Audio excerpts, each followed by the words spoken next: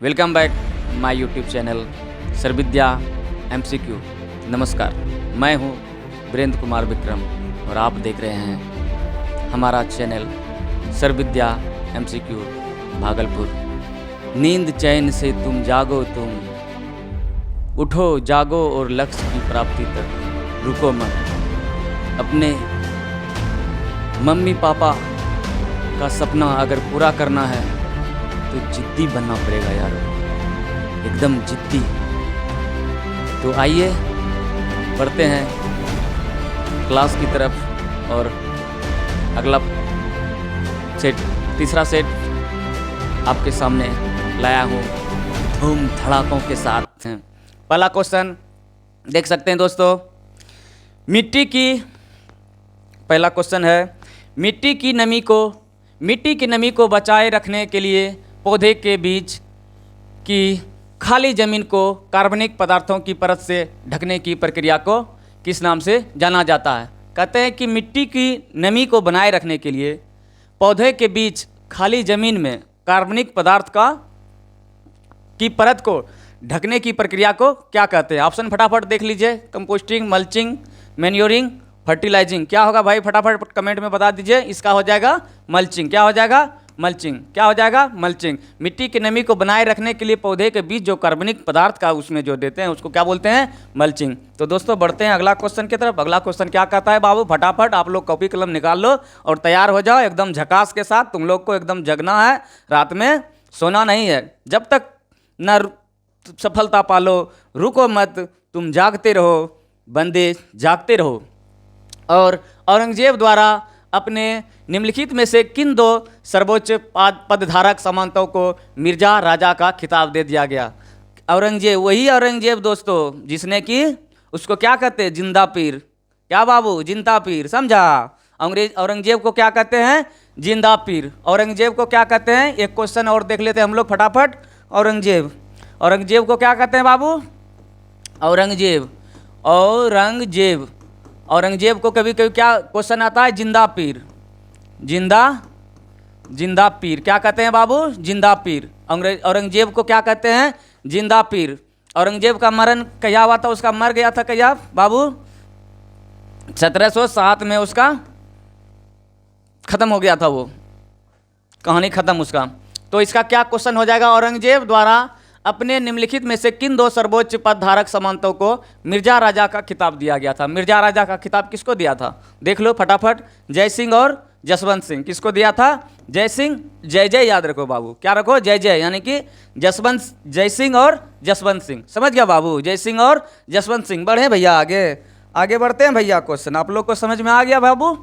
चलो बाबू अगला क्वेश्चन, राज्यसभा के कितने सदस्य हर दूसरे साल सेवानिवृत्त हो जाते हैं और नए चुने गए सदस्य उसका स्थान लेते हैं? मतलब राज्यसभा का सदस्य क्या बोलता है? सेवानिवृत्त मतलब रिटायर हो गया। सेवानिवृत्त मतलब उसका कार्यकाल मतलब समाप्त हो गया। तो क्या कहते हैं उसको? और नए सदस्य स्थान लेते हैं। इसमें क्या हो जाएगा बाबू? देख लीजिए। इसमें हो जाएगा भैया 1/3 सदस्य। 1/3 सदस्य कब समाप्त हो जाते हैं? हर दूसरे साल। हर दूसरे साल में 1/3 सदस्य इसका सेना सेवानिवृत्त यानी कि रिटायरमेंट हो जाते हैं। समझ गया बाबू? हर साल, हर 1-2 साल में 1/3 सदस्य क्या हो जाते हैं? सेवानिवृत्त। चलिए भैया अगला क्वेश्चन देखते हैं फटाफट हम लोग कर क्वेश्चन पर। निम्नलिखित में से दिल्ली के किस सुल्तान ने सबसे पहले दक्षिण भारत के लिए सैन्य अभियान शुरू किया? दक्षिण भारत मतलब क्या? उत्तर भारत में हम लोग आ गए, दिल्ली हो गया, यूपी बिहार हो गया। दक्षिण भारत में हो गया साउथ, यानी कि केरल, कर्नाटक, तमिलनाडु, फलना ढिमकना। ठीक है। क्या निम्नलिखित में से दिल्ली के किस सुल्तान ने सबसे पहले दक्षिण भारत के लिए सैन्य अभियान शुरू किया? तो इसमें क्या हो जाएगा भैया? इसमें हो जाएगा अलाउद्दीन खिलजी। अलाउद्दीन खिलजी के आप लोग के बारे में जानते होंगे, बाजार नियंत्रण प्रणाली। 1-2 पॉइंट लिख दीजिए फटाफट भैया। बाजार नियंत्रण प्रणाली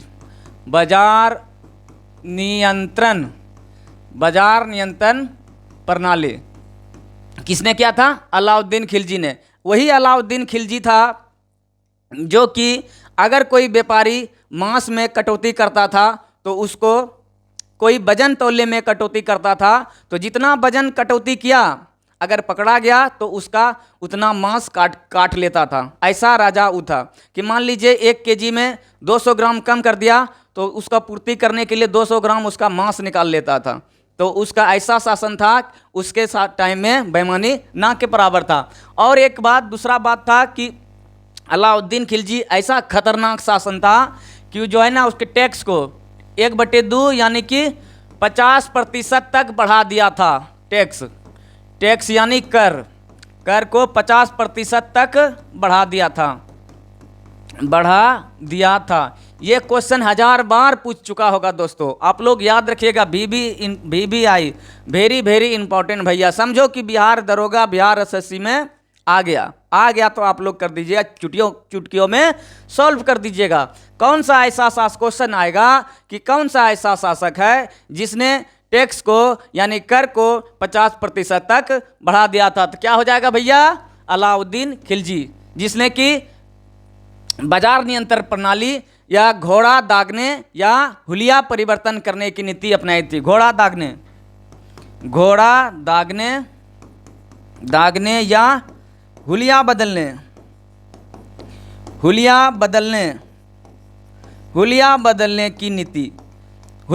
की नीति किसने अपनाई थी? या घोड़ा दागने की प्रथा या बाजार नियंत्रण की प्रणाली किसने अपनाया था? अलाउद्दीन खिलजी। किसने अपनाया था भैया? अलाउद्दीन खिलजी। तो बढ़ते हैं फटाफट अगले क्वेश्चन की तरफ। अगला क्वेश्चन की तरफ बढ़ते हैं भैया। अगला क्वेश्चन क्या है आप लोग देख लीजिए।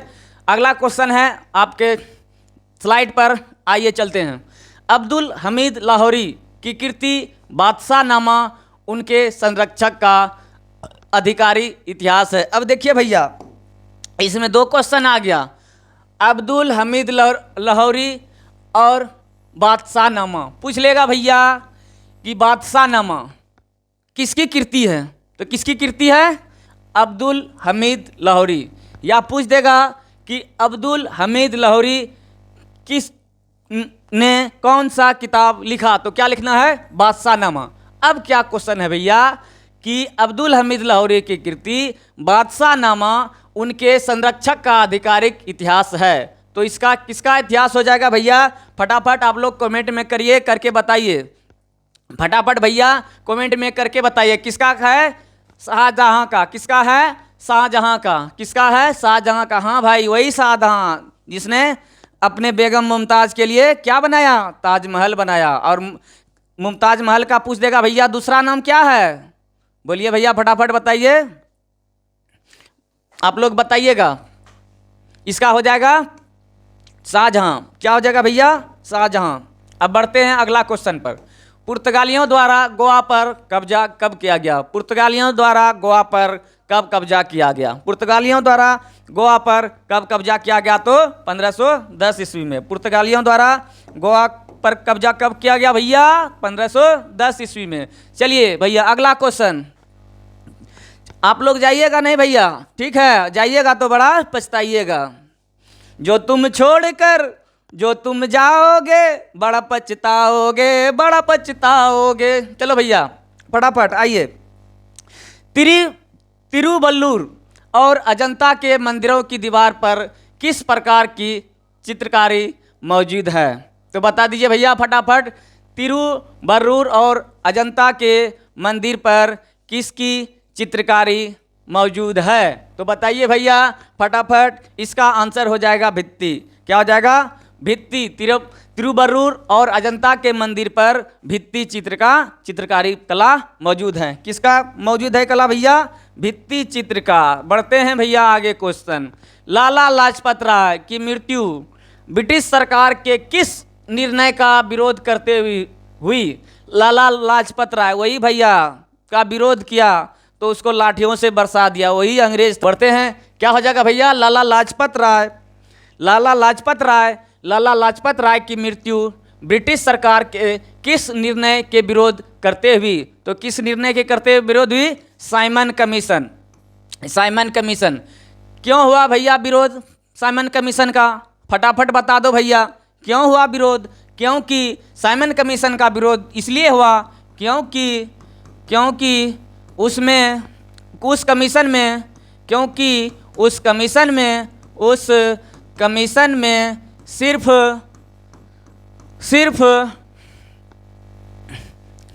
अंग्रेज ही शामिल थे, सिर्फ अंग्रेज ही शामिल थे। भारतीयों को शामिल नहीं किया गया था, भारतीयों को शामिल नहीं किया गया था। तो क्या हो जाएगा भैया, फटाफट देख सकते हैं। लाला लाजपत राय की मृत्यु ब्रिटिश सरकार के किस निर्णय का विरोध करते हुए, साइमन कमीशन। तो बोल देगा भैया साइमन कमीशन का विरोध क्यों हुआ था, क्योंकि उस कमीशन में एक भी भारतीय को शामिल नहीं किया गया था।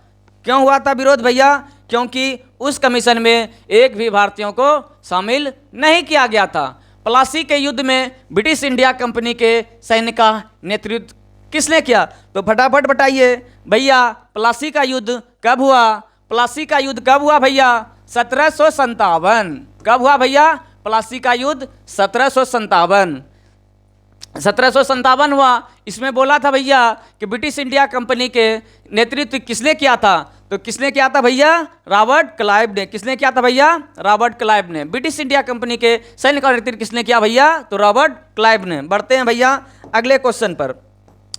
अगला क्वेश्चन देखते हैं। The God of small things, the God of small things किसने लिखा भैया, एक किताब है, किसने लिखा the God of small things, तो देख लीजिए भैया, ये लिखा है अंधरुति राय।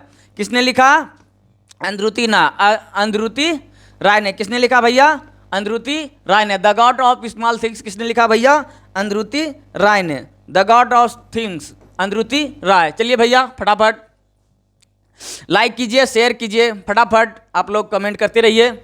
दादा भाई नौरोजी, अगला क्वेश्चन है, दादा भाई नौरोजी किस वर्ष यूनाइटेड किंगडम में हाउस ऑफ कॉमन्स के पहले भारतीय सदस्य बने। हाउस ऑफ कॉमन्स के सदस्य कब बने यूनाइटेड किंगडम में, तो फटाफट भैया बता दीजिए कब बना, 1892 में।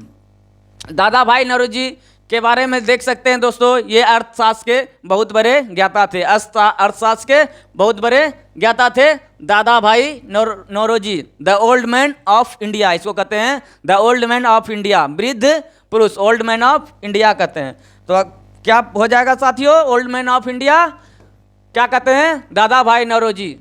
1892 में हाउस ऑफ कॉमन्स में यूनाइटेड किंगडम में शामिल हुआ था। चलिए भैया फटाफट अगला क्वेश्चन की ओर। डॉक्टर भीमराव अंबेडकर को किस वर्ष भारत रत्न प्रदान किया गया, तो भैया बताइए फटाफट किस वर्ष भारत रत्न दिया गया, किस वर्ष दिया गया, 1990 में। भीमराव अंबेडकर, शिक्षा वह शेरनी का दूध है जो पिएगा जितना दहाड़ेगा, वही है भीमराव अंबेडकर। अगर भैया बाबू भैया सुन लो, अगर अपने झोपड़े को महल बनाना है, अपने झोपड़े को महल बनाना है तो मेहनत करना पड़ेगा भैया, कोई शॉर्टकट नहीं है, मेहनत तो करना पड़ेगा। अगर भविष्य को सजाना है, भविष्य को संवारना है तो आज को संवारो। अगर आज बिगड़ गया तो भविष्य में समझ लो क्या होगा भैया। आज अगर करते हो समय को बर्बाद तो कल कर देगा तुम्हें बर्बाद। और भाई जैसा है, आपके दोस्त जैसा है, आपके फ्रेंड जैसा है, आपके मित्र जैसा है। आप आइए हमारे साथ और हम आपके साथ खड़े रहेंगे 24 घंटे 24x7 हमारे साथ। अगला क्वेश्चन क्या है भैया, फटाफट देख लेते हैं। सत्यार्थ प्रकाश, क्या बात है, पुस्तक का नाम है सत्यार्थ प्रकाश। समझो परीक्षा में आ गया, समझो परीक्षा में आ गया, देख लो भैया फटाफट। सत्यार्थ प्रकाश किसने, दयानंद सरस्वती। सत्यार्थ प्रकाश किसने कहा था, किसने पुस्तक लिखा था, दयानंद सरस्वती। सत्यार्थ प्रकाश दयानंद सरस्वती, सत्यार्थ प्रकाश दयानंद सरस्वती। डैश में यानी किस राज्य में बाईचुंग भूटिया ने एक फुटबॉल क्लब का स्थापना किया था। बाईचुंग भूटिया के नाम पर एक फुटबॉल स्टेडियम उसके जन्म स्थल के पास निर्मित किया गया है। कहाँ, किस राज्य में, बताइए फटाफट किस राज्य में भैया, सिक्किम राज्य में। किस राज्य में बाईचुंग भूटिया ने एक फुटबॉल स्टेडियम के नाम पर रखा गया है, किसमें, तो सिक्किम राज्य में। किसमें रखा गया है, सिक्किम राज्य में। किसमें रखा गया है, किस राज्य में, तो सिक्किम राज्य में। अगला क्वेश्चन है भैया फटाफट देख लीजिए।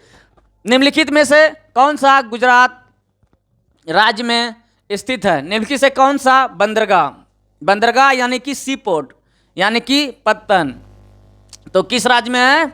यह है बंदरगाह गुजरात में। देख लो भैया कौन कौन है गुजरात में। तो गुजरात में हो जाएगा हजीरा। क्या हो जाएगा? हजीरा। क्या हो जाएगा? हजीरा भैया। देख लो पारादीप। पारादीप कहाँ है भैया? उड़ीसा में। पारादीप कहाँ है? उड़ीसा में। हल्दिया कहाँ है भैया? कलकत्ता बंगाल में। हल्दिया कहाँ है? बंगाल में। हल्दिया कहाँ है? पश्चिम बंगाल में। कहाँ है भैया हल्दिया? पश्चिम बंगाल में। कहाँ है हल्दिया भैया? पश्चिम बंगाल में। गुजरात में क्या है?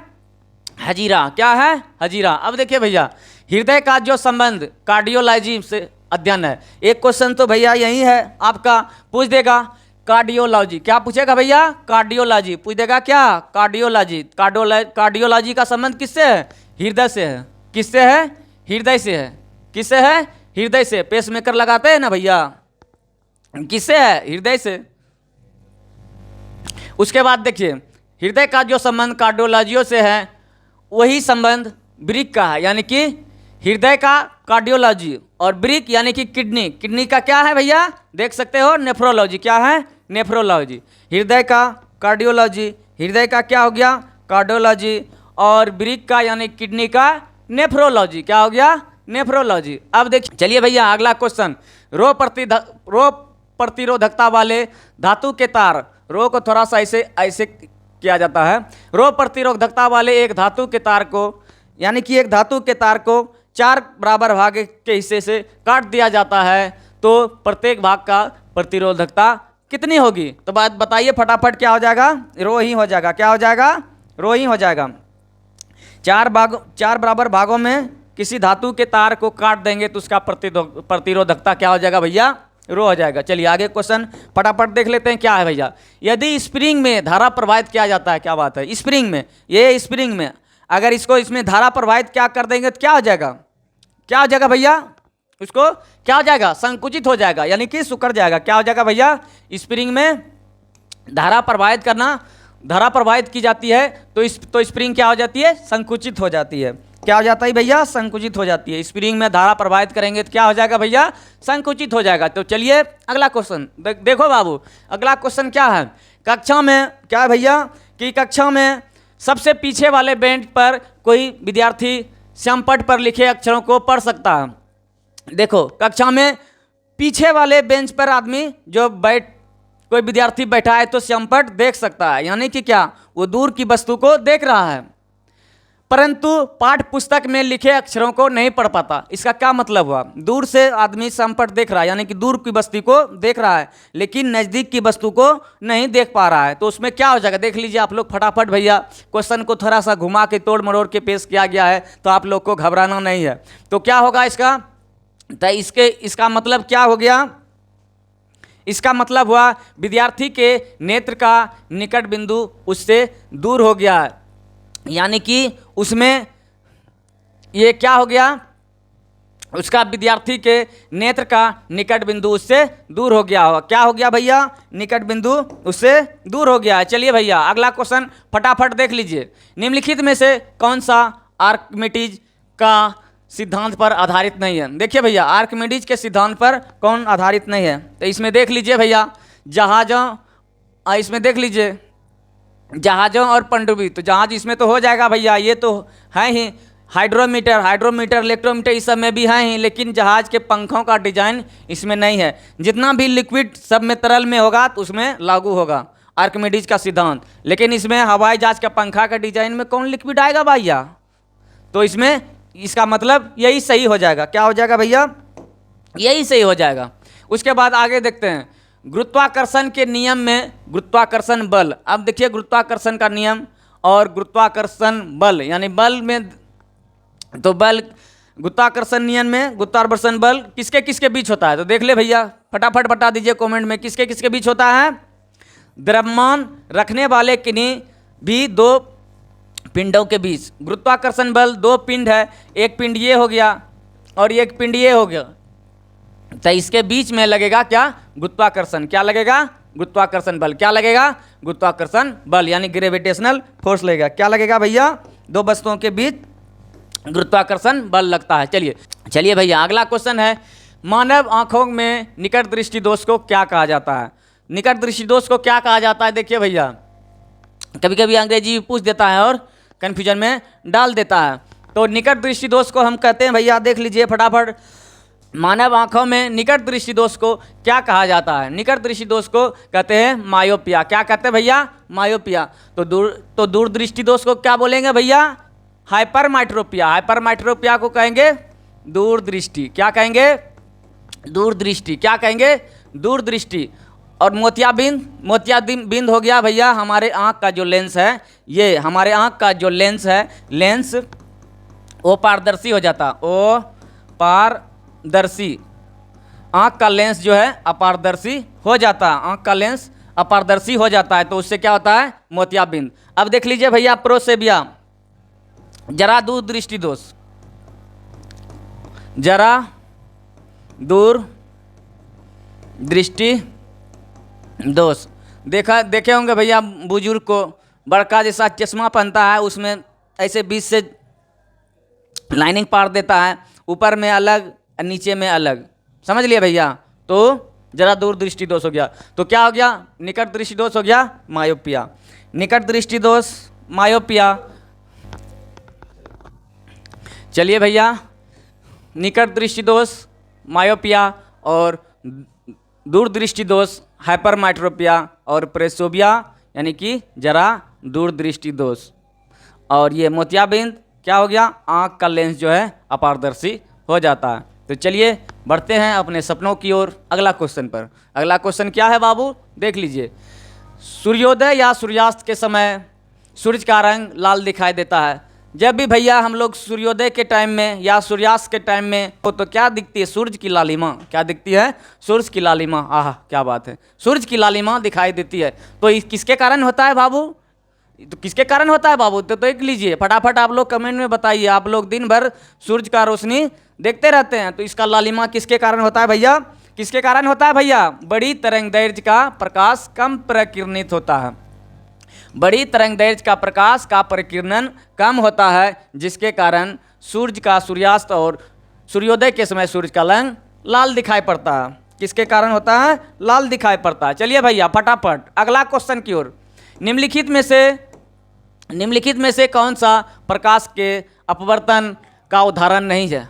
फटाफट बताइए भैया, प्रकाश के अपवर्तन का उदाहरण नहीं है। देख लीजिए भैया, इंद्रधनुष का निर्माण, इसमें तो प्रकाश का अपवर्तन और परावर्तन लगता है। अपवर्तन प्लस परावर्तन, अपवर्तन प्लस परावर्तन, ये तो होता है। तारे का टिमटिमाना अपवर्तन। अपवर्तन, मानव आंख द्वारा छवि का निर्माण अपवर्तन। अपवर्तन, आंख से जो हम लोग देखते हैं पानी में छड़ी रखा हुआ वो मुड़ जाता है, वो सब किसके कारण होता है? अपवर्तन के कारण। अस्त होते हुए, इसमें हो जाएगा भैया उदाहरण नहीं है।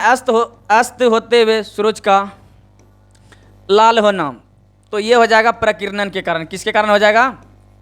प्रकीर्णन। किसके कारण हो जाएगा भैया? प्रकीर्णन के कारण। तो क्या हो जाएगा भैया? प्रकीर्णन के कारण। बढ़ते हैं भैया अगले क्वेश्चन पर। अगला क्वेश्चन है, निम्नलिखित में से किसका इलेक्ट्रॉनिक विन्यास 2 8 13 1 है? 2 8 13 1 है। किसका है भैया? फटाफट जोड़ के देख लेंगे।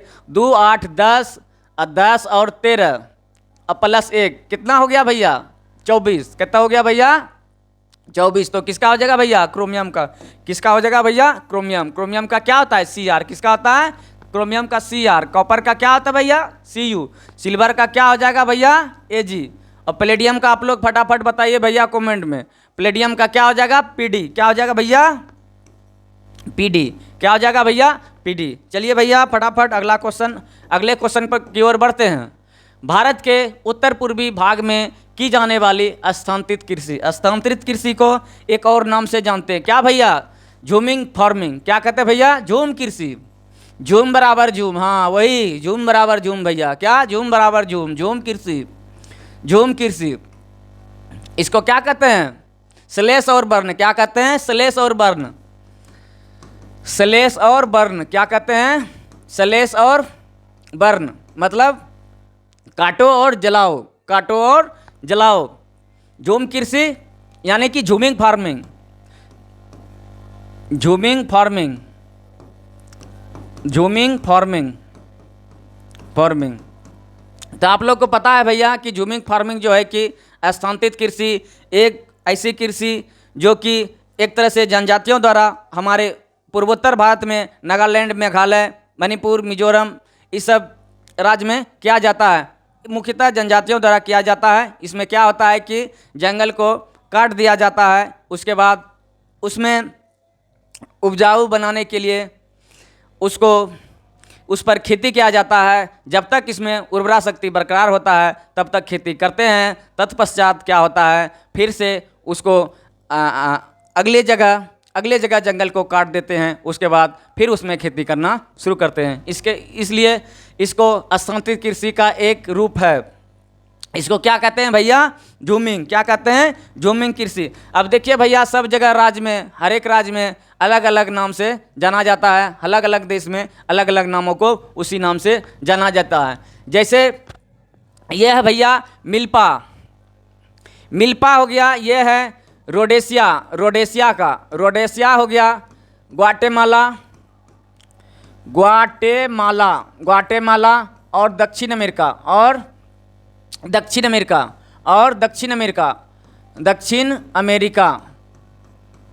ग्वाटेमाला और दक्षिण अमेरिका। अब रोका कहाँ का है ये भैया, ब्राज़ील का। रोका कहाँ है, ब्राज़ील का।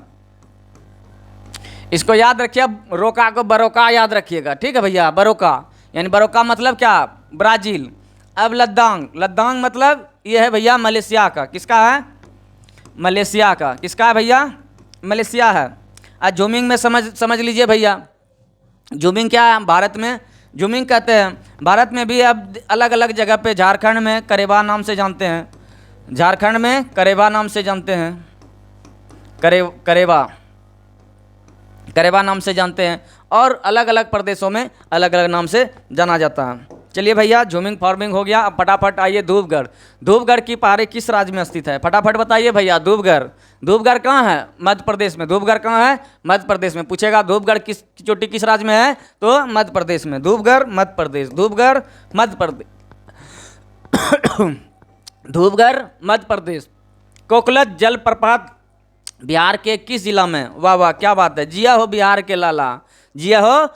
के लाला, कोकलत जलप्रपात। क्या है भैया, कोकलत जलप्रपात किस राज्य में, बिहार के किस जिला में है।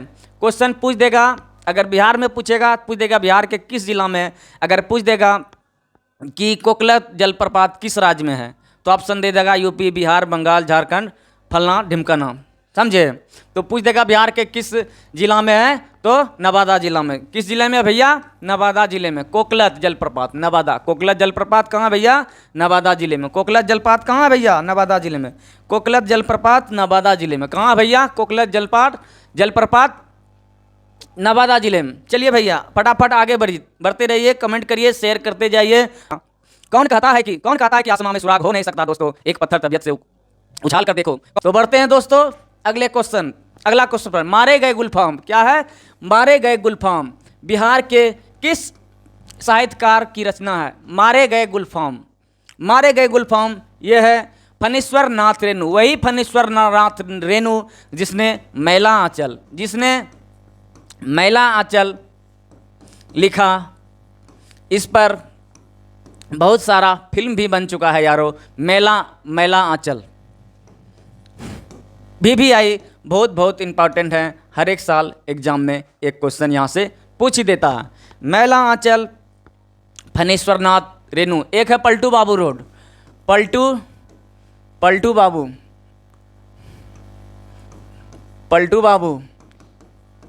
नीतीश बाबू ना भैया, ये पलटू बाबू रोड है, समझा। पलटू बाबू नहीं, पलटू बाबू रोड है। किसने लिखा था, फणीश्वर नाथ रेणु ने। पूछ देगा एग्जाम में, पलटू बाबू रोड किसने लिखा, फणीश्वर नाथ रेणु ने।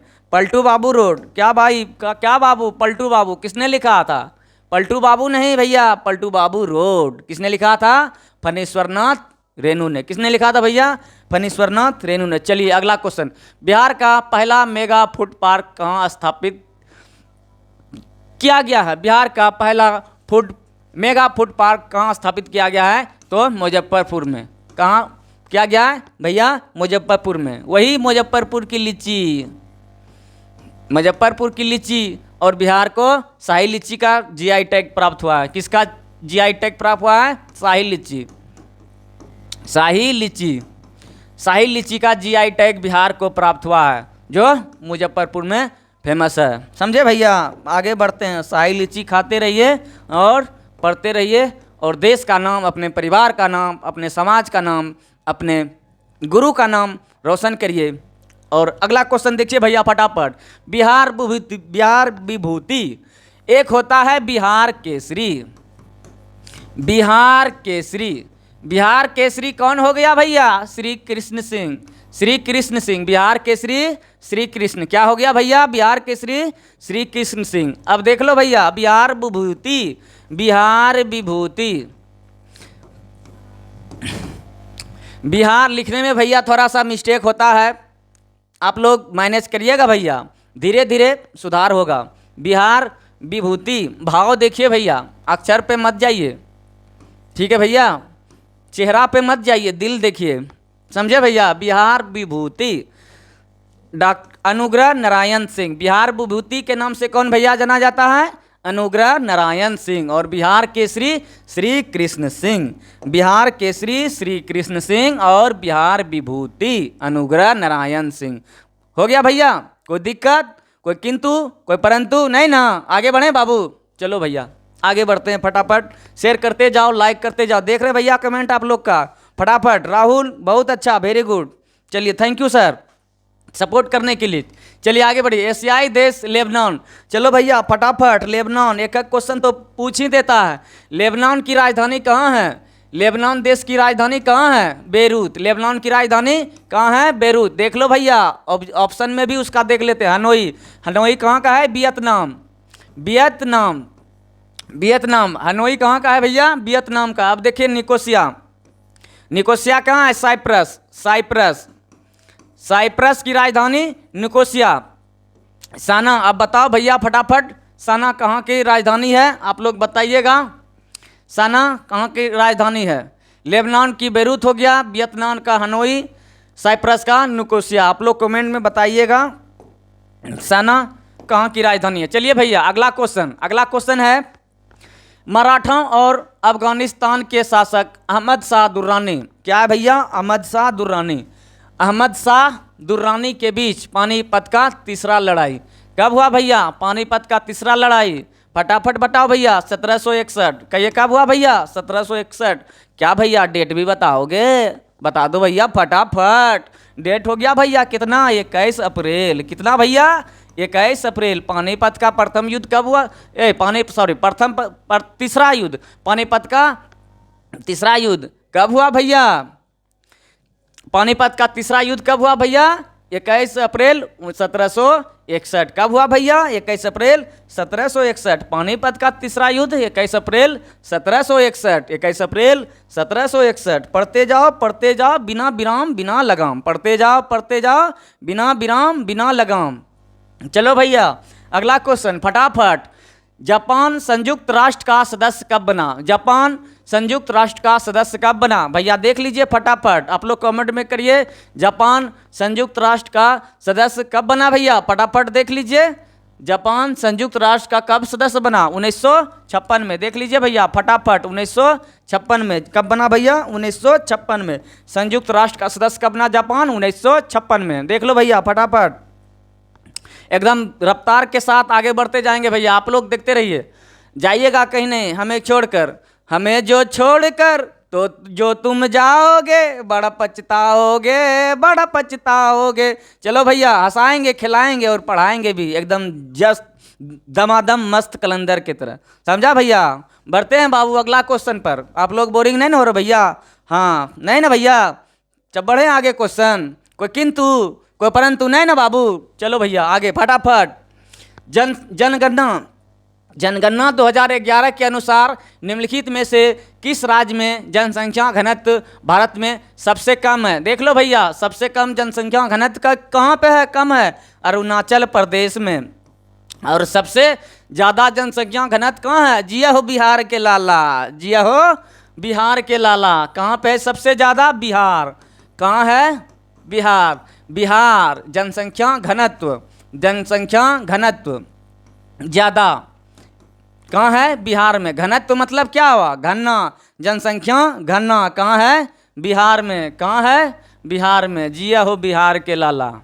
बिहार में का बा? बिहार में जनसंख्या घनत्व बा। कोई पूछी का यूपी में का बा? नहीं, खेल खत्म हो गइलस। अब भाई बिहार में का बा? बिहार में जनसंख्या घनत्व बा का सबसे ज़्यादा। चले भैया आगे। मन लग रहा है ना बाबू? एकदम एकदम बिहार पुलिस, बिहार एसएससी एकदम तोड़ देना है, फोड़ देना, आग लगा देना है, समझे भैया? एकदम आग लगा देना है, क्वेश्चन में आग लगा देना है। चलिए भैया फटाफट आगे। क्या हो गया भैया? ऐसे करोगे? हाँ ठीक है बाबू, दिख रहा है ना? चलो सही है। भारत में निम्नलिखित में से किस बंदरगाह का नया नामकरण करते हुए दीनदयाल उपाध्याय बंदरगाह का नाम रखा गया है? सीधा सीधा क्वेश्चन है, किस बंदरगाह का नाम दीनदयाल उपाध्याय रखा गया है? तो क्या है भैया? देख लो भैया फटाफट। कांडला बंदरगाह। किसको? कांडला बंदरगाह। इसको और क्या कहते हैं भैया? ज्वारिया बंदरगाह। क्या कहते हैं? ज्वारिया बंदरगाह। ज्वारिया बंदरगाह। ज्वारिया बंदरगाह किसको बोलते हैं? कांडला को बंदरगाह। एगो भैया हमारे मन में आया, रासायनिक बंदरगाह। चलो भैया फटाफट बता ही देते। रासायनिक, चलो भैया हो गया गलती, फिर से लिख देते हैं, कोई बात नहीं, अपने हैं। रासायनिक बंदरगाह। रासायनिक बंदरगाह किसको बोलते हैं भैया? दाहेज को। दाहेज कहाँ है भैया? कहाँ भैया बताओगे? अरे बाबू बताओ ना रे भैया। गुजरात में है भैया। कहाँ है? गुजरात में। कहाँ है भैया? गुजरात में। दाहेज बंदरगाह कहाँ भैया? गुजरात में। रासायनिक बंदरगाह दाहेज, गुजरात। ज्वारिया बंदरगाह क्या हो भैया? ज्वारिया बंदरगाह क्या है? कांडला बंदरगाह। कांडला बंदरगाह। ज्वारिया बंदरगाह कहाँ भैया? कांडला में।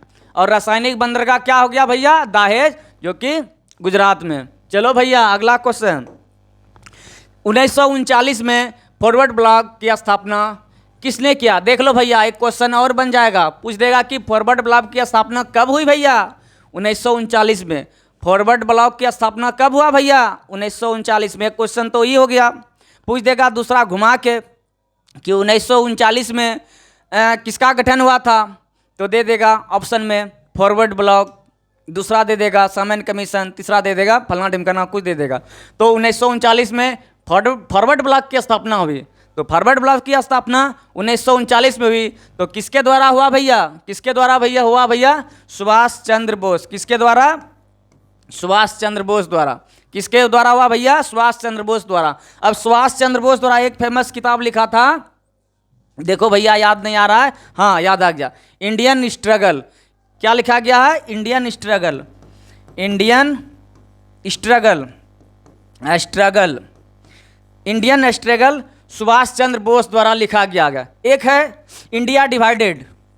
इंडिया डिवाइडेड, इंडिया डिवाइडेड,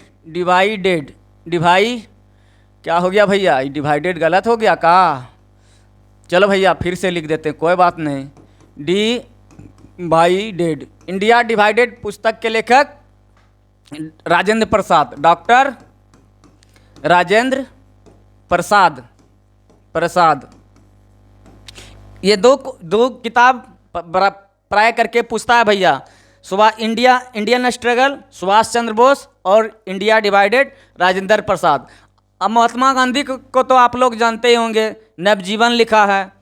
नवजीवन क्या क्या लिखा है? नवजीवन हो गया, यंग इंडिया हो गया, यंग इंडिया हो गया, हिंद स्वराज हो गया, हिंद स्वराज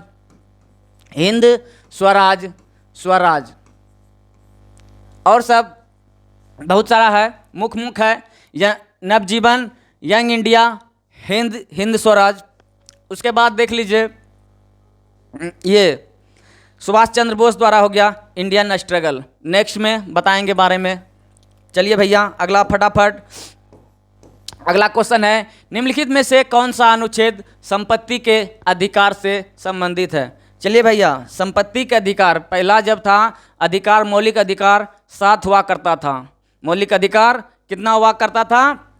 7 हुआ करता था। अब मौलिक अधिकार में संपत्ति का अधिकार जो कि अनुच्छेद 300A में है उसको हटा करके संपत्ति का अधिकार को समाप्त करके यह विधिक अधिकार कर दिया गया है, यानी कि संपत्ति भी आप ग्रहण कर सकते हैं। समझ गए बाबू? चलिए भैया अगला क्वेश्चन। चलिए संपत्ति का अधिकार हो गया अनुच्छेद 300A या 300 को। चलिए भैया मिश्रित कृषि, फटाफट बताइए भैया मिश्रित कृषि की मुख्य विशेषता क्या है? फटाफट बताओ भैया। मिश्रित कृषि यानी कि पशुपालन और फसल की खेती, पशुपालन और फसल, पशुपालन प्लस फसल। तो इस दोनों का जब पशुपालन भी रहेगा और फसल भी रहेगा, पशुपालन और फसल को दोनों को मिक्स कर देंगे, संयुक्त रूप से करेंगे कार्य को, तो उसको क्या कहेंगे? मिश्रित कृषि। क्या कहेंगे भैया? मिश्रित कृषि। क्या कहेंगे भैया?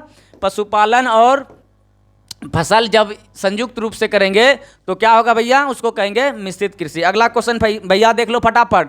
कौन सा देश ओपेक का सदस्य नहीं है? देख लो भैया, केन्या सदस्य नहीं है इसका। कौन सा सदस्य नहीं है? ओपेक यानी कि कच्चा तेल वाला देश है, कच्चा तेल वाला देश। क्या इसमें नहीं है? इसमें केन्या नहीं हो जाएगा। चलिए भैया ओपेक का सदस्य नहीं है, केन्या ओपेक का सदस्य नहीं है। चलिए भैया इसमें देख लीजिए, बताइए भैया फटाफट क्या है? इनमें से कौन सा गलत है? देख लो भैया, चलते हैं कौन सा गलत है। जम्मू और कश्मीर में केसर की खेती की जाती है। चलो भैया एकदम सही बात है, हम भी जानते हैं केसर की खेती जम्मू कश्मीर में किया जाता है। बी कुरियन भारत में श्वेत क्रांति का जनक है। ये भी सही है भैया। श्वेत क्रांति के जनक कौन है? वर्गीज कुरियन। बी कुरियन यानी कि वर्गीज कुरियन। अब देख लो भैया मध्य प्रदेश भारत का सर्वाधिक तांबा उत्पादन राज्य है। ये भी भैया सही है। ये भी क्या है भैया? सही है। अब देखिए डी की ओर चलते हैं। डी क्या कहता भैया? रेड क्लिफ लाइन भारत और चीन के बीच। ना भैया ना, रेड क्लिफ भारत और पाकिस्तान के बीच। किसके बीच भैया? भारत और पाकिस्तान। किसके बीच है भैया?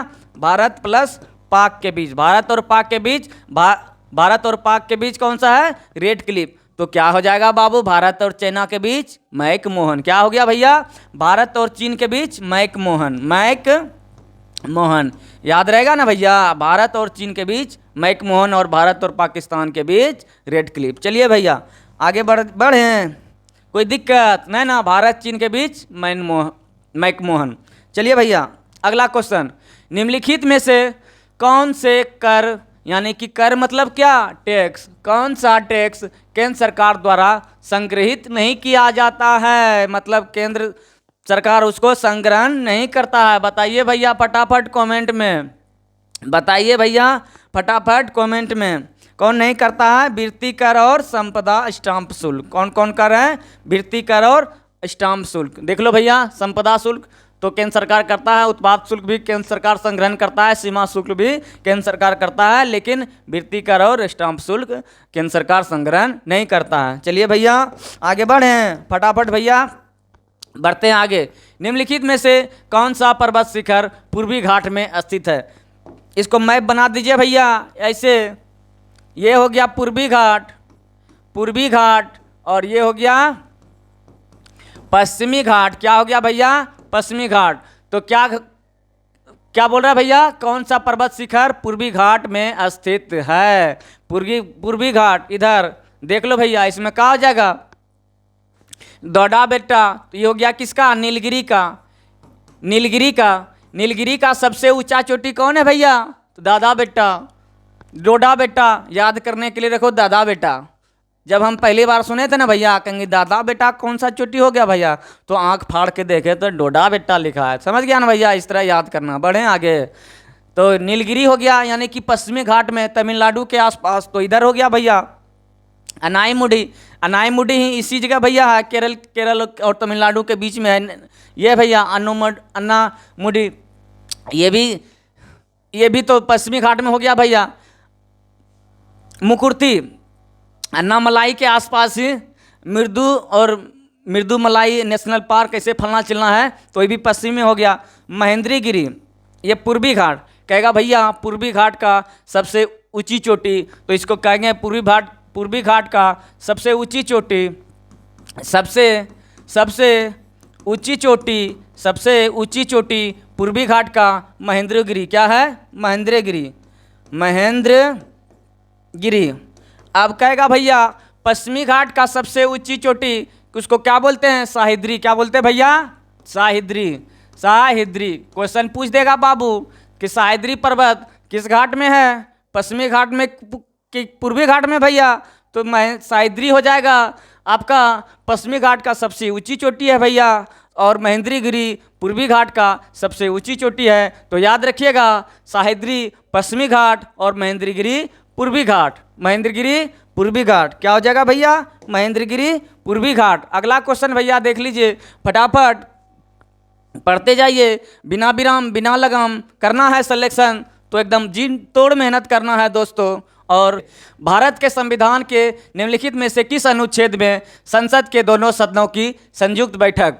देख लो भाई भैया, किस अनुच्छेद में संसद के दोनों सदनों का संयुक्त बैठक? संयुक्त बैठक किसमें होता है भैया? अनुच्छेद 108 में।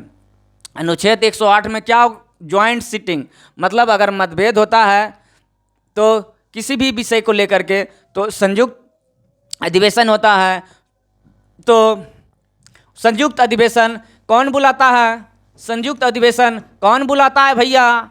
कौन बुलाता है भैया? संयुक्त अधिवेशन बुलाता है भैया राष्ट्रपति बुलाता है भैया। कौन बुलाता है? राष्ट्रपति बुलाता है भैया। लेकिन उसकी अध्यक्षता कौन करता है भैया? देख लो बाबू, अध्यक्षता। लेकिन अध्यक्षता कौन करता है भैया? स्पीकर करता है। कौन करता है भैया? यानी कि अध्यक्ष, लोकसभा का अध्यक्ष करता है, स्पीकर करता है।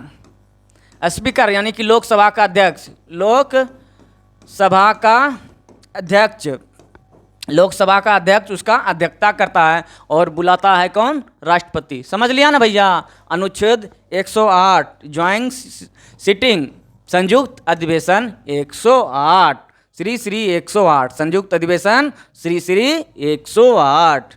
चल अगला क्वेश्चन है भैया, निम्नलिखित में से कौन सी पर्वत श्रृंखला दक्षिण अमेरिका में स्थित है? वाह भैया क्या बात है, दक्षिण अमेरिका, दक्षिण अमेरिका, दक्षिण अमेरिका में कौन स्थित है भैया? एंडीज। दक्षिण अमेरिका में कौन स्थित है? एंडीज। अब भैया एक क्वेश्चन, अब रॉकीज कहाँ है भैया? उत्तरी अमेरिका में। और रॉकीज कहाँ है? उत्तरी अमेरिका में। समझे? अब देख लो भैया, दक्षिण अमेरिका की सबसे ऊंची चोटी कौन है भैया?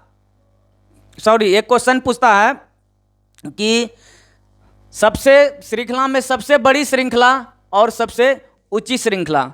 ठीक है भैया, आप लोग कमेंट करके बताइएगा कि ये सबसे ऊंची श्रृंखला या सबसे बड़ी श्रृंखला किसकी है? एंडीज की है या रॉकीज की है? चले भैया, एक क्वेश्चन तो यहाँ से पूछता है।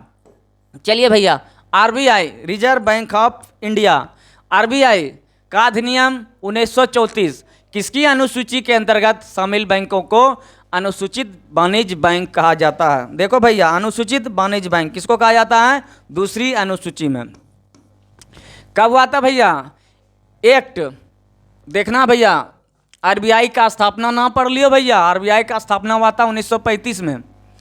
आरबीआई का स्थापना, आरबीआई का स्थापना कब हुआ था भैया? 1935 में। कब हुआ था भैया? 1935 में, 1 अप्रैल 1935 में। लेकिन इससे पहले कुछ भी स्थापना करने के पहले एक अधिनियम आता है, तो इसके पहले एक अधिनियम आया था, अधिनियम 1934 अधिनियम के तहत आरबीआई की स्थापना हुई थी। अधिनियम यानी एक्ट पूछेगा तो 1934, और स्थापना कब हुआ था? 1935 में। एक पूछेगा कमीशन, कौन कमीशन? Hilton young commission. किस कमीशन की सिफारिश पर? किस कमीशन की सिफारिश पर? सिफारिश किस कमीशन की सिफारिश पर? Hilton young. हाँ भैया, हिल्टन यंग किस कमीशन की सिफारिश पर? Hilton young. तो 1934 की कौन सी अनुसूची में? दूसरी अनुसूची में। चलिए भैया, हिल्टन यंग कमीशन पर आरबीआई की स्थापना अधिनियम 1934 के तहत 1935 में हुआ। कब भैया? 1 अप्रैल 1935। चलो भैया फटाफट अगला क्वेश्चन। ग्राम पंचायत के किस सदस्य को, ये कहा भैया, ये तो ऑप्शन ही उड़ गया है। ऑप्शन बना देते हैं भैया। Option 1, option 2, option 3, option 4। चलो भैया, ग्राम पंचायत के किस सदस्य को पद अवधि के प्रथम 2 वर्ष, देख लो भैया, प्रथम 2 वर्ष तथा कार्यकाल के अंतिम 6 मास पर उन पे अविश्वास प्रस्ताव नहीं लाया जा सकता है। ग्राम पंचायत में देख लो भैया, ग्राम पंचायत में कौन कौन होता है? कहता है कि जब ग्राम पंचायत में मुखिया होता है, सरपंच होता है, पंचायत समिति होता है, वार्ड होता है और सब होता है। तो क्या बोलता है, जैसे किसी मुखिया या सरपंच का जो इलेक्शन होता है तो इलेक्शन के प्रथम 2 साल तक, प्रथम 2 साल और उसके कार्यकाल का पूरा होने से अंतिम 6 महीना, प्रथम 2 साल, शुरुआत के प्रथम 2 साल और अंतिम 6 महीना, ऐसा बताना है कि उस पर वो विश्वास प्रस्ताव नहीं लाया जा सकता है। तो ऑप्शन बना देते हैं भैया, सरपंच लिख देते हैं, सरपंच लिख देते हैं, सरपंच लिख देते हैं, दूसरा में लिख देते हैं मुखिया लिख देते हैं, मुखिया लिख देते हैं, तीसरा में लिख देते हैं उप मुखिया लिख देते हैं, उप मुखिया, उप मुखिया लिख देते हैं, चौथा में लिख देते हैं पंचायत समिति, पंचायत समिति। चलो भैया फटाफट बनाओ तो देखते हैं बाजुओं में है कितना दम, बाजुए कातिल में है सरफरोशी की तमन्ना, अब हमारे दिल में है देखना है जोर कितना, बाजुए कातिल में है। बताओ भैया, ये क्वेश्चन बना के दिखाओ, दिखाओ तुम लोग क्या क्या पढ़ते हो, आज सब हिसाब हो जाएगा। बनाओ भैया फटाफट, बताओ बताओ भैया फटाफट बताओ। तो देखो, चलो भैया देखते हैं, बता तो नहीं है पाओगे, क्या क्या होगा। चलो भैया लगाओ, एक ऑप्शन टिक लगाओ, तुक्का भी मारोगे तो नहीं होगा भैया, देख लो ना भैया, बता दो। चलो देखो, तो इसमें हो जाएगा भैया 3 और 4, 3 + 4 यानी मुखिया और उप मुखिया, दो को तो एक बार नहीं लगाओगे भैया, तुक्का मारोगे, हमसे सयाना बनोगे गुरुजी से, तो समझा। तो क्या हो जाएगा 2 और 3, 3 4 नहीं भैया, जरा सा हो गया खेला। का हो गया भैया? खेला। 3 4, फिर तो 3 4 लिख दिए, का बाबू ऐसे करोगे तुम लोग? 2 और 3 यानी कि खेला तो हम करेंगे अब, यानी कि मुखिया और उप मुखिया दोनों हो जाएगा।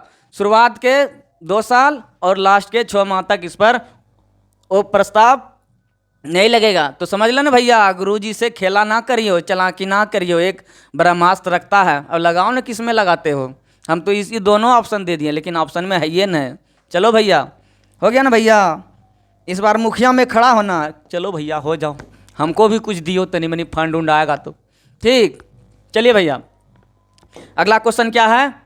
नगर पालिका, नगर पालिका यानी कि नगर निगम जिसको बोलते हैं, नगर पालिका से अभिप्राय भारतीय संविधान के किस अनुच्छेद में है? फटाफट बताओ भैया। नगर पालिका 243 पीसे जेड जी, 243 पीसे जेड जी, नगर पालिका 243 पीसे जेड जी, नगर पालिका 243 पीसे जेड जी। हो गया ना भैया, नगर पालिका 243 पीसे जेड जी तक। चलिए भैया फटाफट। बांग्लादेश, बांग्लादेश किस वर्ष तक पाकिस्तान का हिस्सा रहा था? सोच लो भैया, बांग्लादेश किस वर्ष तक पाकिस्तान का हिस्सा रहा था? तो बताइए भैया 1971 तक। कब तक? 1971 तक, क्योंकि 1971 के 16 दिसंबर 1971 को भारत की मदद से बांग्लादेश क्या हो गया? आज़ाद हो गया, फ्रीडम हो गया। क्या हो गया भैया? आज़ाद हो गया। चलिए भैया अगला क्वेश्चन, निम्नलिखित में से कौन सी नदी घाघरा नदी की सहायक नदी है? चलिए भैया, घाघरा नदी की सहायक नदी कौन है भैया? देख लो भैया, घाघरा नदी की सहायक नदी राप्ती नदी। कौन है भैया? राप्ती नदी। कौन है भैया? घाघरा की सहायक नदी राप्ती, घाघरा की सहायक नदी राप्ती, घाघरा की सहायक नदी राप्ती। चलिए भैया अगला क्वेश्चन देख लो भैया फटाफट। अशोक रुद्र वो एएस मान्य मॉडल, अशोक रुद्र और एएस मान्य मॉडल पर आधारित पंचवर्षीय योजना है। देख लो ये भैया, ये क्वेश्चन में मिसप्रिंटिंग हो गया भैया, इसका ऑप्शन हम बना देते हैं भैया। डरना नहीं, ये क्वेश्चन दूसरे प्रश्न का आ गया है, तो डरना नहीं भैया। डरने की क्या बात है जब विक्रम सर हमारे साथ है, क्या भैया, ठीक ना। चलो हम बना देते हैं किस पंचवर्षीय योजना में, तो दूसरी, तीसरी, चौथी और पहली। बताओ भैया, अशोक रुद्र और एस माने का मॉडल किस पर आधारित है? दूसरी पंचवर्षीय योजना किस पर हो जाएगा? ए लगा दो भैया फटाफट, कोई चिंता नहीं, डरने की क्या बात है, ठीक है ना भैया, आ रहा है समझ में। चलो भैया कुछ देर तक और रुको। चलो भैया आगे क्वेश्चन। हाल ही में यूनेस्को विरासत विश्व की सूची में शामिल होने वाला 82वां भारतीय स्थल, यूनेस्को की सूची में 42वां स्थल कौन सा है भैया? तो देख लो भैया फटाफट, आप लोग कमेंट में बताइए भैया, यूनेस्को में विश्व की विरासत सूची में कौन सा स्थल शामिल है? होयसल मंदिर, होयसल मंदिर समूह कहाँ भैया? होयसल मंदिर कहाँ है भैया? द्वार समुद्र,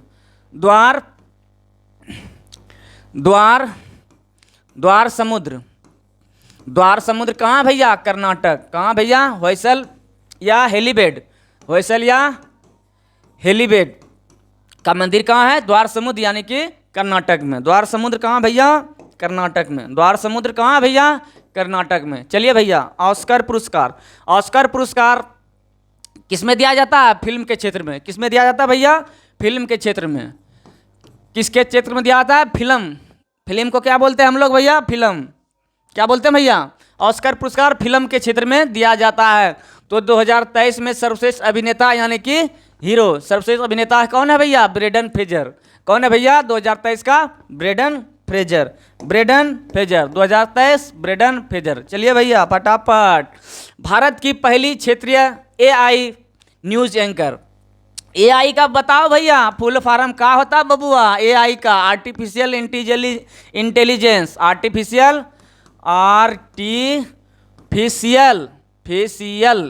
आर्टिफिशियल इंटेलिजेंस, इन का हो गया भैया? इंटेलिजेंस, इंटेलिजेंस क्या हो गया भैया? एआई का आर्टिफिशियल इंटेलिजेंस। एआई का फुल फॉर्म पूछ देगा भैया तो क्या बताना है? एक भी क्वेश्चन छोड़ना नहीं भैया। एआई का फुल फॉर्म क्या होता है भैया? Artificial intelligence. AI news anchor Lisa को कहाँ लॉन्च किया गया है? लिसा उड़ीसा, लिसा यानी कि उड़ीसा, लिसा यानी उड़ीसा, लिसा यानी उड़ीसा, लिसा उड़ीसा। चलिए भैया लिसा उड़ीसा। लाडली योजना, चलो भैया लाडली योजना या लाडली बहन, देखो भैया लाडली योजना या देखो भैया लाडली योजना या लाडली बहन या लाडली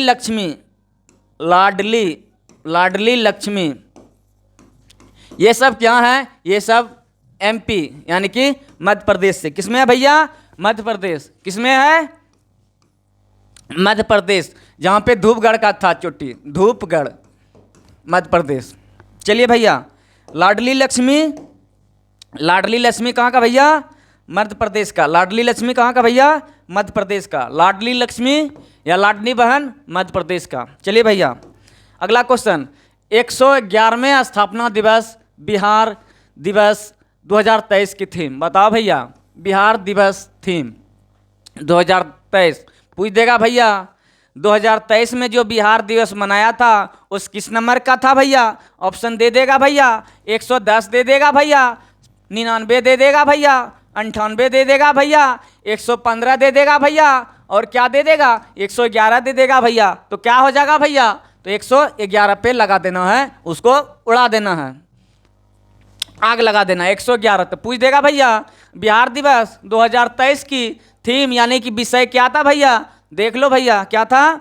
युवा शक्ति बिहार की प्रगति। युवा शिक्षा वह शेरनी का दूध है जी जो जितना पिएगा उतना दहाड़ेगा, बाय भीमराव अम्बेडकर ने कहा था। उसी प्रकार जितना आगे बढ़ोगे, जितना मेहनत करोगे, उतना आपका तरक्की होगी। चलिए भैया फटाफट अगला क्वेश्चन भैया, क्या अगला क्वेश्चन तो देख लेते हैं भैया। क्या है, भारत के राष्ट्रीय चिकित्सक दिवस के किसके सम्मान में मनाया जाता है? चलो भैया, चिकित्सक दिवस कब मनाते हैं भैया, कब मनाते हैं?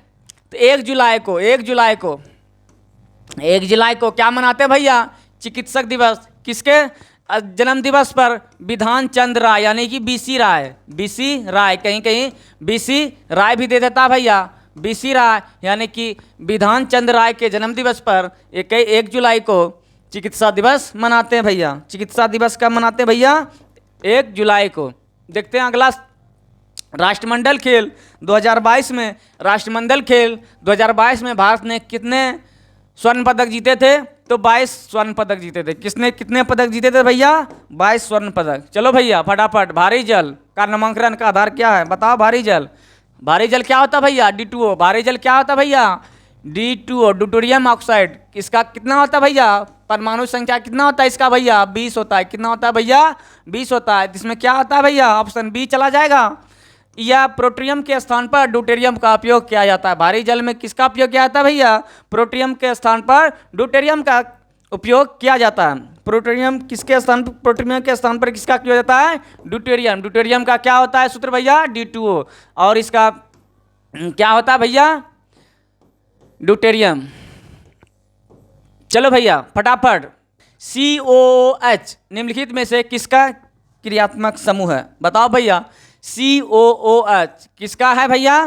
COOH किसका है भैया? कार्बोलिक एसिड का। COOH किसका है भैया? कार्बोक्सिलिक एसिड का। कीटोन का क्या है भैया? C double bond O। इसको क्या बोलेंगे भाई? कीटोन बोलेंगे भैया। एल्डिहाइड का क्या ग्रुप हो जाएगा भैया? सिंगल बॉन्ड हो जाएगा। क्या हो जाएगा भैया? सिंगल बॉन्ड और CHO। क्या हो जाएगा भैया? CHO। और अल्कोहल का क्या हो जाएगा भैया? OH। क्या होगा? अल्कोहल का भैया OH हो जाएगा। तो COOH किसका हो जाएगा? कार्बोक्सिलिक एसिड का। कीटोन का हो जाएगा CO और अल्कोहल का क्या हो जाएगा भैया? OH। क्या हो जाएगा भैया? OH हो जाएगा। चलिए भैया अगला क्वेश्चन है कि एक डायमंड यानी हीरा में प्रत्येक कार्बन परमाणु बंधे होते हैं। बताओ भैया किसमें बंधे? 4 अन्य कार्बन परमाणु से जुड़ा होता है। तो कार्बन परमाणु कैसे होता है? 4, 1 2 3 4 ऐसे होता है ना बाबू? समझा ना कार्बन परमाणु का? ऐसा होता है ना। चलो भैया अगला क्वेश्चन, तो 4 हीरा कार्बन परमाणु से जुड़ा होता है। देखो भैया, गंदे सार्वजनिक मूत्रालय में कौन सी गैस निकलती होगी? भाई उतरिएगा भागलपुर स्टेशन, पटना स्टेशन, तो पता चलेगा भाई नाक मूंदते हुए बाहर निकल रहे हैं। तो देख रहे हैं सब एकदम दे रहा है खड़ा खड़े। हाँ, तो सब नाक बंद करना पड़ता है। तो किसके कारण उसमें निकलता है भैया? अमोनिया। क्या निकलता है? अमोनिया निकलता है उससे। गंदे सार्वजनिक मूत्रालय में क्या निकलता है? अमोनिया निकलता है। चलिए भैया, तो इसीलिए अमोनिया से बचना है भैया। अमोनिया से क्या करना है? बचना है और स्वच्छ रखना है अपने शौचालय को। समझा ना भैया? चलो भैया अगला क्वेश्चन है, एक कार्बन क्रेडिट में शामिल होता है। कार्बन क्रेडिट क्या हुआ भैया? कार्बन क्रेडिट C12 पढ़े होंगे ना आप लोग? C12 जीवाश्म का जो खोज करता है, पुराने वस्तुओं का जो पता लगाता है, किससे पता लगाता है भैया? कार्बन क्रेडिट से। किससे लगाता है? कार्बन क्रेडिट से। क्या कहता है क्वेश्चन? तो देख लो, एक कार्बन क्रेडिट में शामिल होते हैं कितना? 1000 kilo carbon dioxide. 1000 kilo carbon dioxide में कार्बन क्रेडिट मतलब 1000 किलो कार्बन डाइऑक्साइड। समझ लिया ना भैया? अगला क्वेश्चन देख लीजिए। अगला क्वेश्चन, लयन काय की खोज। ये क्या है भैया? लयन काय। ये यहाँ पे लाइसोसोम होना चाहिए भैया, लग रहा है का भैया? ये आउट ऑफ सिलेबस लग रहा है का? लाइसोसोम, ये एडिटर वाले भैया, लाइसोसोम काहे हो? ऐसा काहे करते हो? लाइसोसोम को लिख देते हो लयन का है। लाइसोसोम का खोज किसने किया भैया? लेडे डुबे। इसको याद रखना है। कैसे? डुबे नहीं, लेडे डुबे। लाइसोसोम क्या हुआ? लेदे डुबे। लाइसोसोम का खोज किसने किया था? लेदे डुबे ने। कब किया था? बताओ भैया कमेंट में, फटाफट बताओ कमेंट में। लाइसोसोम का खोज किसने किया था? लेडे डुबे ने। लाइसोसोम को क्या बोलते हैं भैया? आत्महत्या की थैली। आत्महत्या की थैली। लाइसोसोम को क्या बोलते हैं भैया? आत्महत्या की थैली। आत्महत्या की थैली कहते हैं। तो इसमें क्या हो जाएगा ऑप्शन भैया? 1974 में ये जो है ना पाचन तंत्र से संबंधित है। किससे संबंधित है? पाचन तंत्र से। पाचन तंत्र से संबंधित है लाइसोसोम। किससे संबंधित है भैया? पूछेगा लाइसोसोम किससे संबंधित है, ऑप्शन दे देगा। 1 नंबर हृदय, ऑप्शन 2 किडनी, ऑप्शन 3 फलना, ऑप्शन 3 ढिमकाना। तो आपको किस में लगाना भैया? पाचन तंत्र। पाचन तंत्र तो ऑप्शन में देवे नहीं किया भैया। 1 नंबर पे हृदय, दूसरा नंबर पे फेफड़ा, तीसरा नंबर पे पाचन तंत्र। तो किस पे टिक लगाना भैया? तो पाचन तंत्र से संबंधित है लाइसोसोम को आत्महत्या की थैली कहते हैं। और इसका किसका खोज किसने किया था भैया? तो लेदे डुबे, यानी कि लेदे डुबे ने किया था भैया 1974 में। चलिए भैया, लाइसोसोम आत्महत्या की थैली। चलिए भैया, श्लेष्मा झिल्ली की सूजन से कौन सा रोग होता है भैया? श्लेष्मा झिल्ली। अब आँख में जो सूजन होता है भैया, तो आँख जो फूल जाता है, लाल हो जाता है, तो उसको क्या बोलते हैं? ब्रोंकाइटिस बोलते हैं। किससे संबंधित है? नेत्र से। किससे संबंधित है भैया? क्वेश्चन पूछ देगा ब्रोंकाइटिस किससे? फेफड़ा से, नेत्र से, आँख से, कान से, कपाड़ से। तो आपको बताना भैया किससे संबंधित है? नेत्र से। श्लेष्मा झिल्ली की सूजन को कहा जाता है ब्रोंकाइटिस। चलो भैया, अर्थराइटिस मतलब ही तो संबंधित है जोड़ों से। जोड़ों में, घुटना में दर्द है, अर्थराइटिस। गैस्ट्रिक हो गया भैया, ज़्यादा खा लिए, अनपच हो गया, अपच हो गया, तो गैस्ट्रिक हो गया। इसमें HCl, पेट में कौन सा गैस होता है? तो HCl होता है। किसका होता है? HCl होता है। पाचन क्रिया में, पाचन में सहायता होता है, HCl होता है। हेपेटाइटिस क्या है भैया? हेपेटाइटिस में यकृत बर्बाद होता है भैया, इसीलिए इसको यकृत शोथ भी कहते हैं। क्या कहते हैं? यकृत शोथ भी कहते हैं। किसके कारण होता है भैया? वायरस के कारण होता है। किसके भैया कारण होता है भैया? विषाणु के द्वारा। क्या किसके कारण हेपेटाइटिस होता है?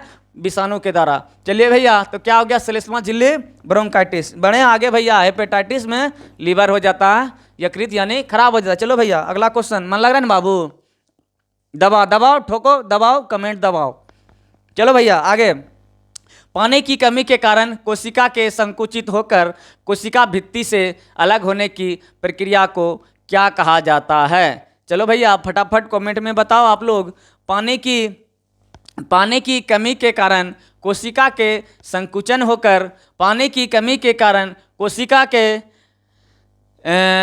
के संकुचित होकर कोशिका भित्ति से अलग होने की प्रक्रिया को क्या कहते हैं भैया? बताओ भैया, फटाफट बताओ भैया। प्लाज्मोलिसिस क्या होगा भैया? प्लाज्मोलिसिस। चलो भैया फटाफट। क्षय रोग बताओ भैया। क्षय रोग बताओ भैया। क्षय रोग में किसके कारण होता है भैया? जीवाणु के कारण। क्षय रोग को किसको क्या कहते हैं? टीबी भी कहते हैं भैया। और क्या कहते हैं? यक्षमा कहते हैं। यक्षमा कहते हैं। या भैया ट्यूबरक्लोसिस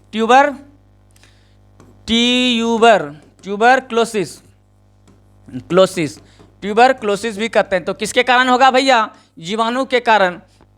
तो इसको हम लोग एक बार पढ़े थे, डीपीटी का टीका में 3 बीमारियों का इलाज होता है। डी से हो गया डिफितीरिया, पी से हो गया पर्टुसिस यानी कि काली खांसी, और टी से हो गया टेटनस। डिफितीरिया, पर्टुसिस और टेटनस। डीपीटी का किसमें 3 को बताए थे? डिफितीरिया यानी कि रोहिणी, पर्टुसिस यानी काली खांसी, और टी से टेटनस। ये सब किसके कारण होता है भैया? जीवाणु के कारण। और ये जो क्या बोलते हैं ट्यूबरक्लोसिस, इसमें किसका टीका लगाते हैं भैया? BCG का। किसका लगाते हैं भैया? BCG का। बताओ भैया, फटाफट बताओ भैया कमेंट में, BCG का टीका का खोज किसने किया था भैया? किसने किया था भैया? बीसीजी का टीका का खोज किसने किया था भैया? तो फटाफट बताओ भैया, बीसीजी का टीका का खोज किसने किया था भैया? कालमेट ग्यूरिन ने। किसने किया था भैया? Calmette Guérin. कालमेट ग्यूरिन किसने किया था भैया? Calmette Guérin. बीसीजी का टीका किसने खोज किया था भैया? कालमेट ग्यूरिन ने। तो क्षय रोग यानी कि यक्षमा या क्या भैया, तपेदिक भी बोलते हैं इसको। क्या बोलते हैं भैया? तपेदिक। क्षय रोग या तपेदिक, तपेदिक क्षय रोग या टीबी या ट्यूबरक्लोसिस। तो क्या हो गया भैया इसका? जीवाणु। क्षय रोग जीवाणु। क्षय रोग किसके कारण होता है भैया? जीवाणु के कारण। चलो भैया अगला क्वेश्चन, रक्त डैश उत्तक। रक्त किस प्रकार का उत्तक है? रक्त किस प्रकार का उत्तक है भैया? तो आप देख लो भैया, रक्त किस प्रकार का उत्तक है? तो फटाफट देख लो भैया, रक्त किस प्रकार का उत्तक है? तो बताओ भैया, कमेंट में बताओ फटाफट, तब तक हम लोग इसको हम सही कर लेते हैं भैया। थोड़ा सा टेक्निकल इशू है लेकिन कोई बात नहीं भैया, हम सही कर लेंगे जब तक जिंदा है टाइगर। तो रक्त उत्तक, रक्त कौन सा उत्तक है भैया? संयोजी उत्तक। रक्त कौन है? संयोजी उत्तक। और हड्डी भी संयोजी उत्तक है। रक्त प्लस हड्डी, रक्त प्लस हड्डी, रे हड्डी वाला। याद है ना रक्त कौन सा उत्तक है? संयोजी उत्तक। रक्त और हड्डी संयोजी उत्तक। रक्त और हड्डी कौन सा उत्तक है? संयोजी उत्तक। चलो भैया फटाफट अगला क्वेश्चन है, स्पाइरोगायरा और प्लेनेरिया में होता है। क्या होता है भैया? फटाफट कमेंट में बताओ। स्पाइरोगायरा और प्लेनेरिया क्या होगा भैया? स्पाइरोगायरा और प्लेनेरिया में होता है। क्या होता है भैया? फटाफट कमेंट में बताओ। पुनर्जनन। क्या होता है भैया? पुनर्जनन। क्या होता है भैया? स्पाइरोगायरा में और प्लेनेरिया में क्या होता है भैया? पुनर्जन्म। स्पाइरोगायरा और प्लेनेरिया में क्या होता है भैया? पुनर्जन्म। क्या होता है भैया? पुनर्जन्म। क्या होता है भैया? पुनर्जन्म। स्पाइरोगायरा और प्लेनेरिया, स्पाइरोगायरा और प्लेनेरिया में क्या होता है भैया? पुनर्जन्म। स्पाइरोगायरा और प्लेनेरिया में क्या होता है भैया? पुनर्जन्म होता है। क्या होता है भैया? पुनर्जन्म। अब देखिए, अस्थियों के आधार द्रव्य ओसिन में कितने प्रतिशत कार्बनिक पदार्थ होते हैं? अस्थियों के आधार द्रव्य ओसिन में कितने प्रतिशत कार्बनिक पदार्थ होते हैं? अस्थियों के आधार द्रव्य में कितने प्रतिशत कार्बनिक पदार्थ होते हैं? तो बताओ भैया फटाफट कमेंट करके बताओ भैया, कितना होगा भैया? 34, 32, 62, 48। बताओ भैया फटाफट, ऐसे काम नहीं चलेगा भैया। बताओ भैया कितना? 62%। कितना भैया? 62%। कितना हुआ भैया? 62%। कितना हो जाएगा भैया? 62%। चलो भैया ये था हमारा आज का सेशन। फटाफट लाइक दबा के ठोको दोस्त। तो बताइएगा, यही उम्मीद के साथ अगला सेशन लाएंगे ज़बरदस्त तरीके से और आगे बढ़ेंगे, हम लोग बढ़ते रहेंगे। तो अपने अब्राहम लिंकन के बारे में सोचा समझा होगा, जानता होगा दोस्त अब्राहम लिंकन क्या है भैया? क्या है बाबू? अब्राहम लिंकन के बारे में आप लोग सुने होंगे, अमेरिका के राष्ट्रपति थे। ऐसे नहीं बन गए राष्ट्रपति, उसने अपने ज़िंदगी में कठोर तप किया है दोस्तों। वो हर किसी का चुनाव लड़ता था, मुखिया से लेकर विधायक, एमपी, एमएलए, फलना ढिमकाना, हमेशा लड़ते रहा चुनाव, लेकिन एक बार भी वो चुनाव नहीं जीत पाया। लेकिन 51 बार तक वो चुनाव लड़ा, लड़ते लड़ते किसी न किसी विभाग में चुनाव लड़ा, लेकिन 51 बार तक उसको जो कि वो सफलता प्राप्त हुआ। और जाके 52 बार में, कितना बार में? 52 बार में जब वो अमेरिका का राष्ट्रपति पद से जब चुनाव लड़ा तो 52वीं बार में उसको सफलता प्राप्त हो गया, सफलता प्राप्त किया। तो वो दिन दूर नहीं दोस्तों, हम भी होंगे कामयाब, हम होंगे कामयाब एक दिन, हम होंगे कामयाब एक दिन। मन में है विश्वास, पूरा है विश्वास। तो इसी थीम और इसी उल्लास के साथ, इसी जज्बे और जुनून के साथ मिलेंगे अगले दिन अगले क्लास में, सर्वविद्या MCQ क्लास में। तब तक के लिए राधे राधे, तब तक के लिए जय हिंद, वंदे मातरम, नमस्कार।